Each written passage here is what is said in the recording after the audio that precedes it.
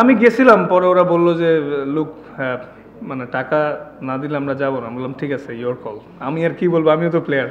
আজকে দিনের শুরু থেকেই অনেক ড্রামা দেখছি আমরা সব প্লেয়াররাই। পরে লাস্টের দিকে আমি যতটুকু শুনছি যে টিম ম্যানেজমেন্ট থেকে নাকি টাকা নিয়েও ফরেন প্লেয়ারদের রুমে নক করছে, কেউ গেটই খুলে নেই। পরে লাস্ট মোমেন্টে তো আমরা লোকাল প্লেয়াররাই ছিলাম।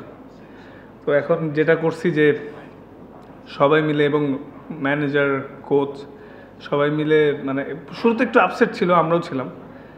তো যখন 120 হইলো এবং আমরা ব্যাটিং করে দেখলাম যে আসলে একটু এত ইজি না আজকের উইকেটটাতে।